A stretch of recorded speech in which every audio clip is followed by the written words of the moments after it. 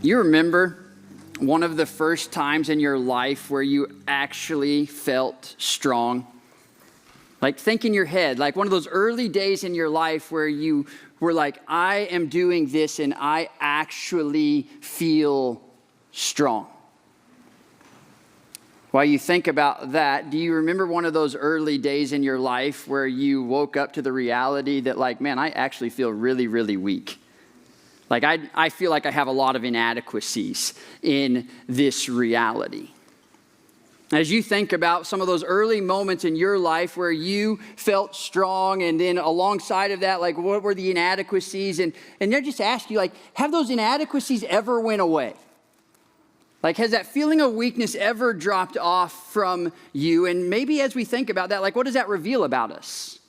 I'll just tell you, I was in the 6th grade. That's when we started middle school in the town that I grew up in. And the Lord just gifted me and gave me a calling that was like, hey, I think you need to start a Bible study on campus in your school before school goes. And I'm like the underclassman. I'm a 6th grader, like the weakest on the food chain here. And hey, you're going to go in, you need to get this thing rolling and have this. And all of a sudden, I just kind of like followed the Lord's calling in that direction. And at that time, I didn't even know what a calling was. It was just like, I heard the Lord, like, okay, let's go.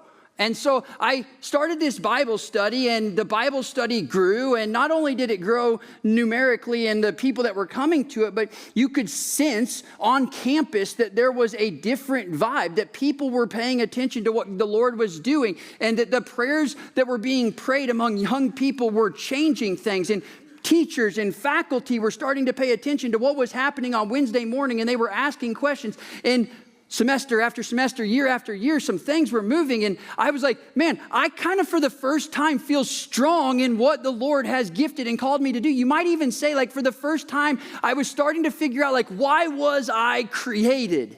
What was I created for? And I was finding that. But let me tell you, I have a problem with the Bible. Here's the problem that I have with the Bible. Like, every time I open it up, I break out in like sweats. Like, some of you get the meat sweats when you eat too much meat. Like, I open my Bible and I get those types of sweats. Like, here's the deal. Like, when I'm reading my Bible, just to fall more in love with God, I'm amazed. I just open my Bible and I'm like, man, God, you are so gracious that you would choose to give us a word from you through a bunch of other people that are like us, and we can understand you better. And like, I can just fall in love with God through reading his word and have a great time. But all of a sudden, there's like 2 ways you have to read the Bible. There's that, like, hey, just fall in love with the Lord reading the Bible. And then there's that, like, hey, we have a responsibility to study the Bible and to know what's going on. And when I open my Bible to study, I'm like, oh my goodness, I feel incredibly inadequate. How in the world, if I can't even read this thing in its totality, could I desire to share this thing in any type of totality? And guess what? That happened in 6th grade. I opened my Bible, I'm like, I'm 39. I open my Bible and go, I just want you to think about the fact that, like, the very thing that the Lord called you and gifted you strength in might also come with it, like this incredible feeling of inadequacy that reveals your weaknesses. And I don't know always what we do with that, but I often know that when we feel our inadequacies and our weaknesses and our insecurities come up and bubble up day after day in us, we start to like run from that which we were actually created to do and wired to do. And I wonder how much running we've been doing.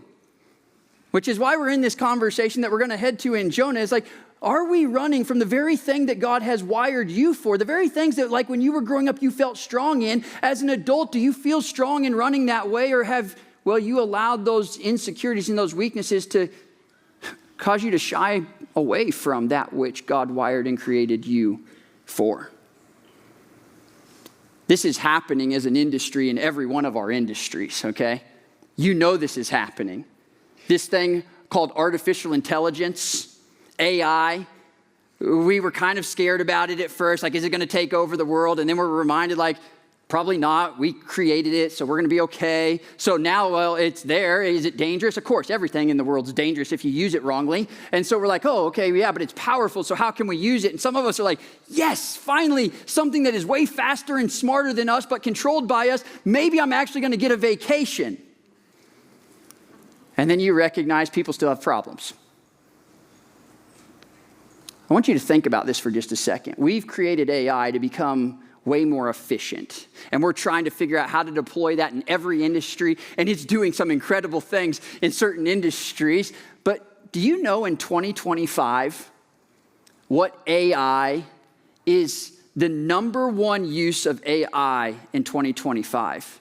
Do you know that it is not industry efficiency? That may not shock some of you. It shocked me that it wasn't the industry efficiency. I was kind of shocked by that. You might be shocked of what it is the number one. The number one use of AI thus far in 2025 is therapy and companionship. I want you to think about that. The very strengths of us and all of our power to create things, right alongside of that reveals our very biggest insecurities and weakness. We've always struggled with how to connect with God and how to connect with ourselves and how to connect with others. And so we've stepped over into this artificial intelligence and we're doing therapy with something that shoots out really accurate information, but it's all information inputted by us, not discerned for us. And here's the deal. If you're using AI for therapy and companionship, I'm not here to shame you. That's just the way the world is going. It's hard. It's lonely. It's frustrating. People hurt.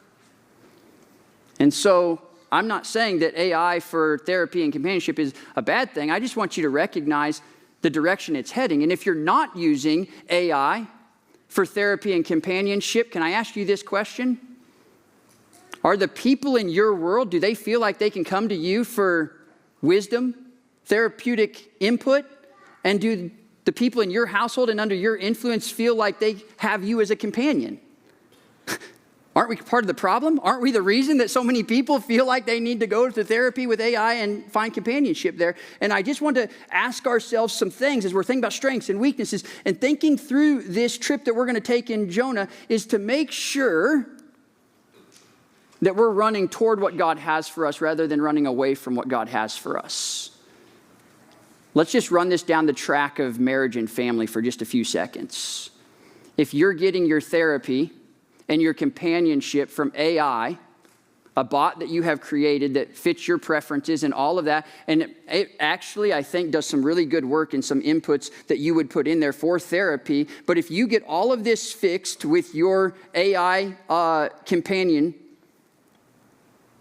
and you take that as an individual back into your marriage or your parenting,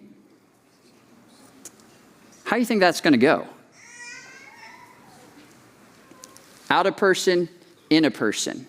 Do you think you're going to fall more in love with your wife or your husband's inadequacies or more frustrated with their inadequacies? When AI is perfect in all of his or her ways, and your spouse or your children or your colleagues or your teammates aren't, right?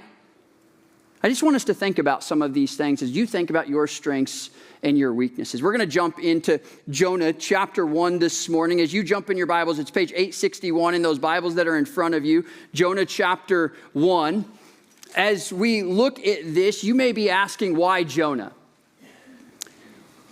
Well, because Jonah can teach us a lot about fleeing from the very things that God calls us to, and we're going to explore that. But in a bigger context, if you've been with us this year, there's something that is intentional about the way we're walking through this. We kind of started the year saying, hey, let's keep running to the feet of Jesus and learning from him. That should be a life pattern that we have. As often as you can, go learn at the feet of Jesus. But if you learn something at the feet of Jesus, Jesus directly calls you to stand up from that and to walk in the ways of that. And so we walk through the book of James about what does it look like not to just learn at the feet of Jesus, but to walk in the ways of Jesus. And James delivered these beautiful gut punches to us to say, hey, wake up. You may know something about God, but do you know the God you're walking with, and are you walking in his ways? Well, then comes Jonah. And Jonah is this place where you get to look at your soul.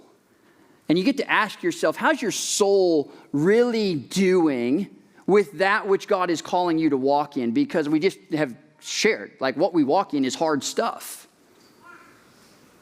And so what does it look like to do that? Well, in one of Jesus' teachings, he's pointing some people that he's trying to get to walk in his ways. He actually tells them, you ought to go back and reflect on Jonah, which is the reason we're sitting in the book of Jonah for the next 4 weeks. Let me just read you this text from Matthew chapter 12, verse 38 through 41. It says, then some of the scribes and the Pharisees, these people who were supposed to get it, right? They've sat at the Lord's teachings. They're supposed to be walking in his ways. Say to him, teachers, we wish to see a sign from you. But he answered, an evil and adulterous generation seek for a sign, but no sign will be given to it except the sign of the prophet Jonah. For just as Jonah was 3 days and 3 nights in the belly of a great fish, so will the Son of Man be 3 days and 3 nights in the heart of the earth. The men of Nineveh will rise up at judgment with this generation and condemn it. For they repented at the preaching of Jonah, and behold, something greater than Jonah is here. Something greater than Jonah is here, and you and I are supposed to be experiencing it, but we better know what happened to Jonah so that we can figure out what we're supposed to be experiencing and walking in. And so look at Jonah chapter 1, verse 1. Now the word of the Lord came to Jonah, the son of Amittai, saying.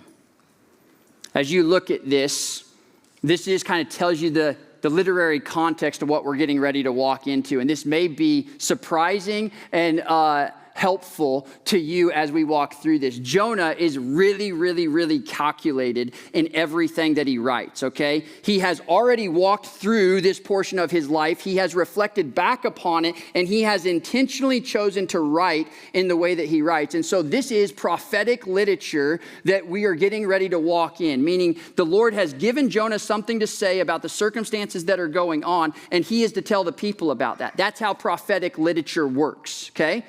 Here's the deal. Jonah isn't standard prophetic literature. Jonah doesn't choose to tell the word of the Lord that you're supposed to hear. Jonah says, let me share with you how I walked through what the word of the Lord gave to us at that time. He gives you an insider look to all the wrestlings and the tensions and the things that were going on to him, a man of the Lord who was trying to do the things of the Lord and, well, you're going to see, didn't always do them very well. Jonah gifts us that. And so as we look at this, I think it might be helpful for you, because I would encourage you to read chapter by chapter, maybe in its totality each week that we're walking through this, the book of Jonah. But as you read through this, you might want to think of Jonah as more of Saturday Night Live TV. Okay? Jonah, that's how he writes. Like, you should laugh at some of the stuff that Jonah writes. You've watched Saturday Night Live TV, or you've watched a late night show where they calculate all of their words, but as they draw you in with all of those words, they're setting you up to laugh. It's some big public figure that we all know, but as you're laughing at that public figure, you simultaneously are like, oh wait, I'm part of the problem that they're talking about. Maybe I look more like that than I realize. That's what Jonah's going to try to do with his writing. He's drawing us in that way. You also need to recognize as we work our way through Jonah that it's more like a comic book. Right? The words are large. The imagery is humongous in this book. And Jonah is trying to say, like, man, the very grace of God is so radical that it's oftentimes comical.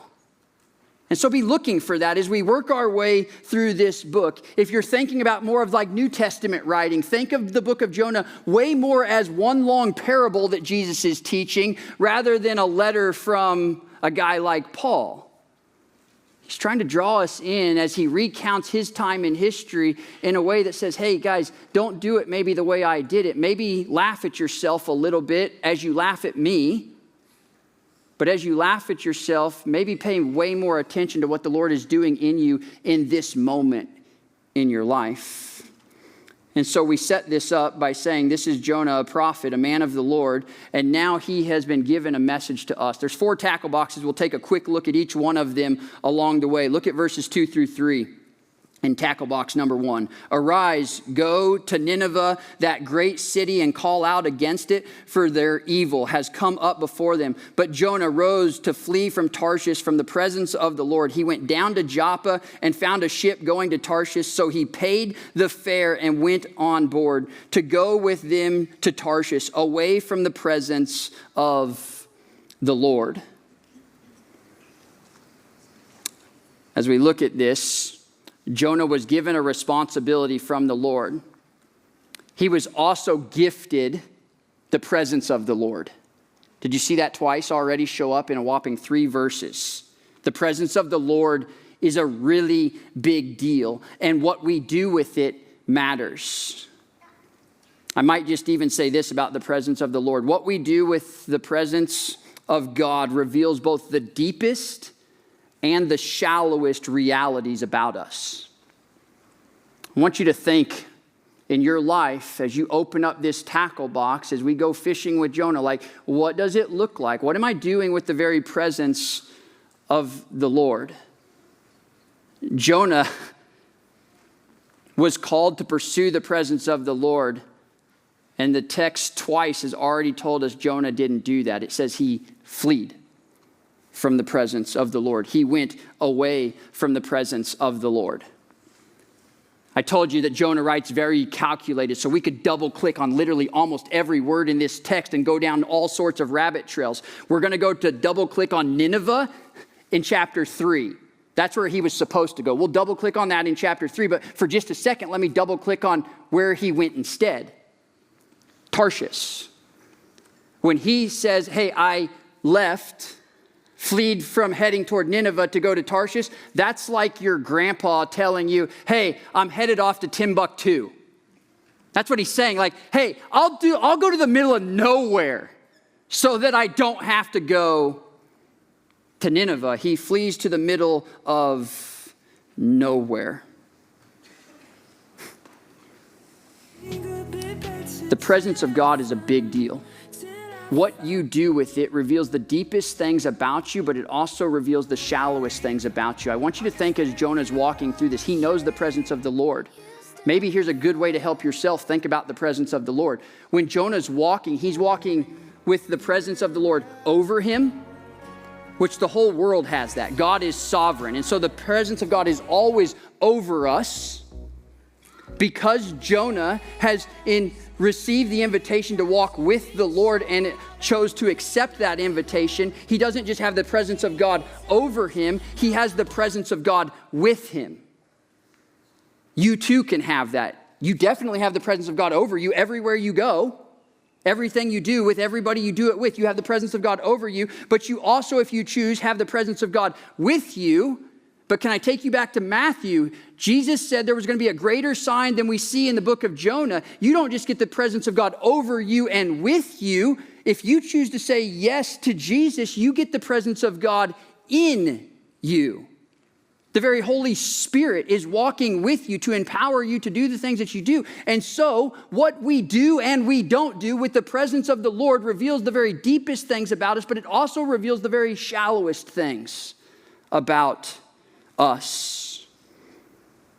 And so Jonah says, hey, let's head on to tackle box number 2, verses 4 through 6. He says, but the Lord hurled great wind upon the sea, and there was a mighty tempest on the sea, so that the ship threatened to break up. Then the mariners, or the sailors, were afraid, and they each cried out to his God, and they hurled the cargo that was in the ship into the sea to lighten it for them. But Jonah had gone down into the inner part of the ship and had lain down and was fast asleep. So the captain came and said to him, what do you mean, you sleeper? Arise, call out to your God, and perhaps the God will give a thought to us that we may not perish.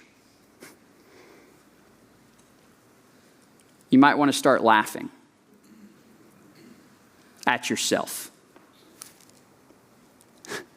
Jonah, the man of God, who's supposed to have the power of God over him and with him, is the man who's running from this. And the sailors, these people who are pagan in all of their ways, they're like, hey, you have the power of God with you. Why aren't you doing anything with it?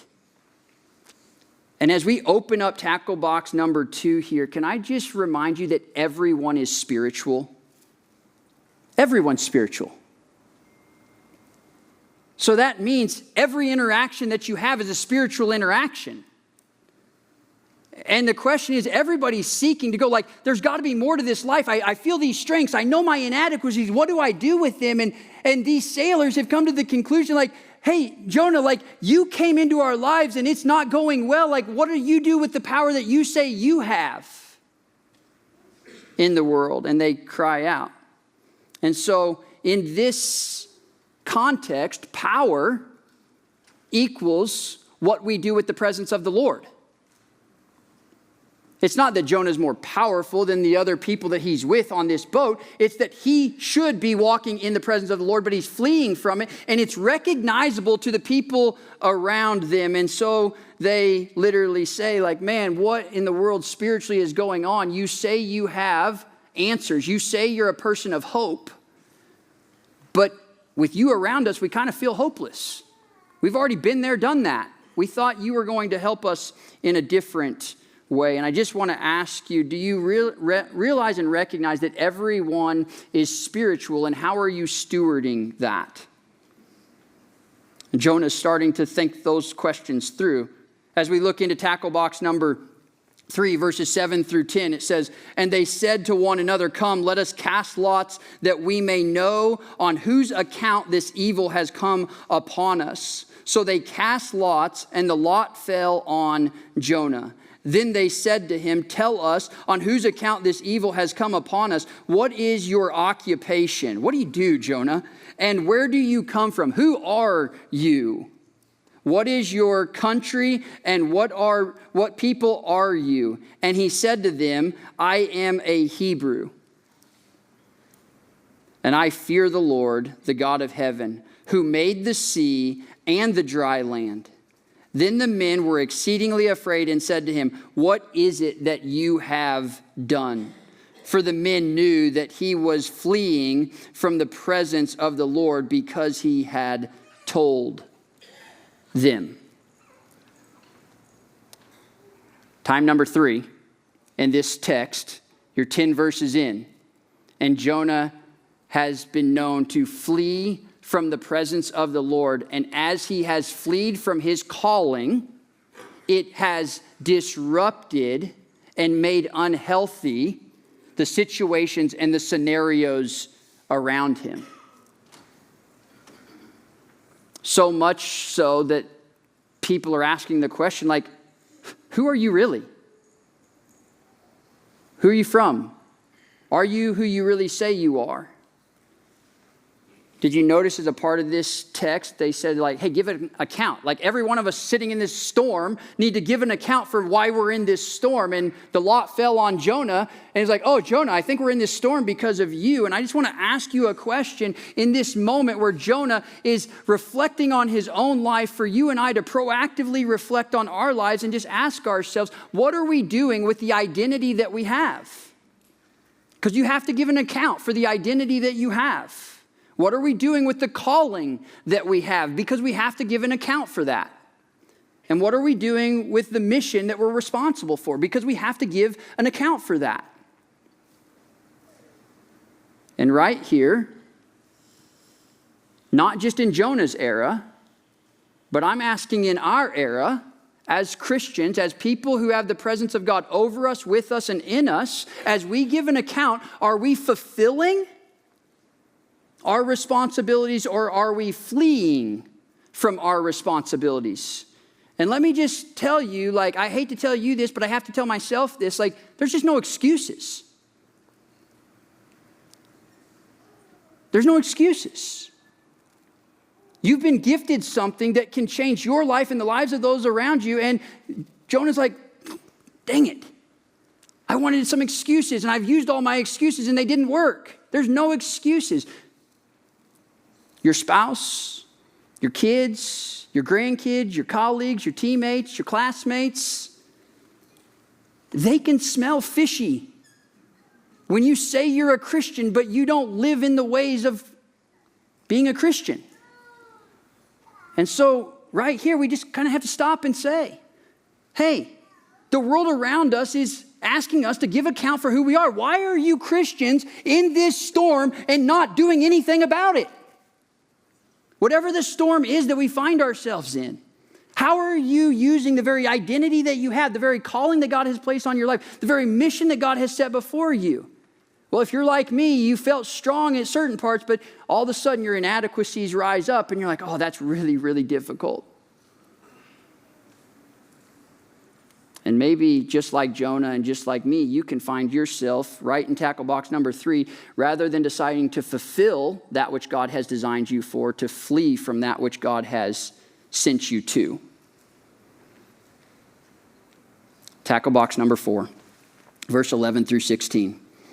Then they said to him, what shall we do to you that the sea may quiet down for us? For the sea grew more and more tempestuous. He said to them, pick me up and hurl me into the sea. Then the sea will quiet down for you. For I know it is because of me that this great tempest has come upon you. Nevertheless, the men rowed hard to get back to the dry land, but they could not, for the sea grew more and more tempestuous against them. Therefore they called out to the Lord, O Lord, let us not perish for this man's life, and lay not on us his innocent blood. For you, O Lord, have done as it pleased. So they picked up Jonah and they hurled him into the sea, and the sea ceased for its raging. Then the men feared the Lord exceedingly, and they offered a sacrifice to the Lord and made a vow.